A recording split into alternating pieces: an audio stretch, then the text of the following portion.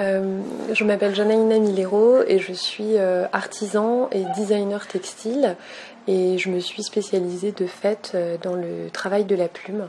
En fait, j'ai été formée dans 2 écoles parisiennes de design et de création, donc l'école du Perret en broderie et à l'école nationale de création industrielle, donc l'ENSCI, les ateliers, en design textile.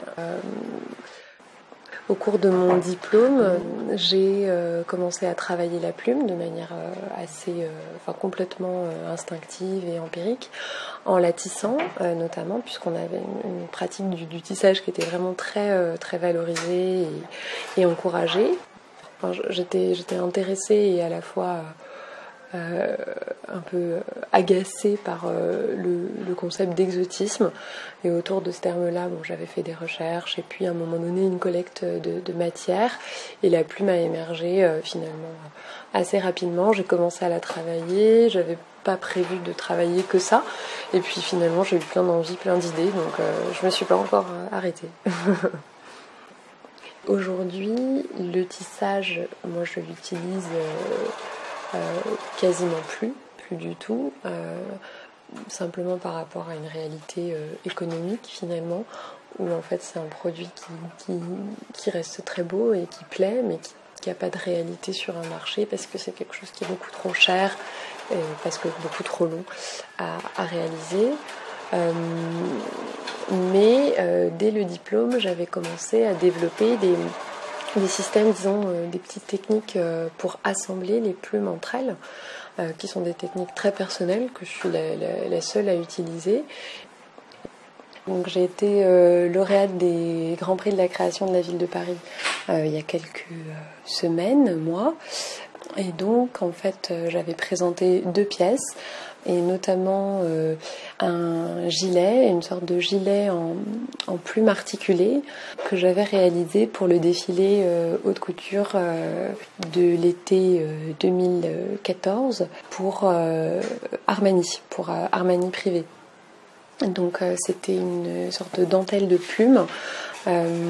Donc chaque plume est découpée en forme de petits losanges, et ensuite elles sont percées de part en part. La tige de plume est percée de part en part, et puis avec un fil et une aiguille, on vient ensuite assembler une multitude, à peu près c'est un millier à peu près de plumes qui sont assemblées entre elles comme ça, comme si c'était des perles en fait. Et l'autre pièce que j'avais présentée, c'est un plan de Paris. C'est aussi une multitude de plumes d'autruche repliées sur elles-mêmes, et qui forment chacune des signes, des sortes de pâtés de maison, des quartiers. Et elles sont donc reliées entre elles par des petites perles. Donc on obtient vraiment un effet de dentelle.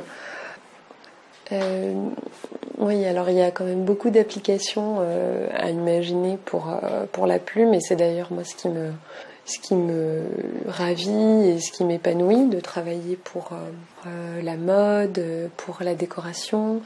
Donc le décor de vitrine, c'est vraiment très chouette de développer cette matière dans ce cadre-là, pour l'image, les arts plastiques, le costume, le bijou, et puis aussi la décoration d'intérieur, l'aménagement d'intérieur.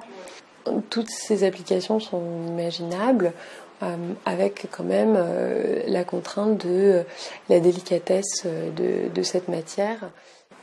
En ce moment, je suis ravie parce que je travaille sur 3 projets qui me plaisent beaucoup. L'un, c'est un projet de décor de vitrine pour une grande marque française, une marque de luxe, qui m'a commandé en fait des vitrines un peu carte blanche, que je dois moi-même investir et complètement habiter avec mes techniques et mon univers. Donc ça me ravit, ça me plaît beaucoup. Un travail sur des flacons de parfum. Je suis en train de développer des sortes de packaging exceptionnels avec des plumes de flacons de parfum. Et puis je travaille aussi sur ma collection personnelle, on va dire, de textiles plumes, que je vais présenter là dès le mois de février, dès la mi-février sur le salon Première Vision, sur l'espace qui s'appelle Maison d'Exception. C'est donc le salon dédié au textile d'habillement.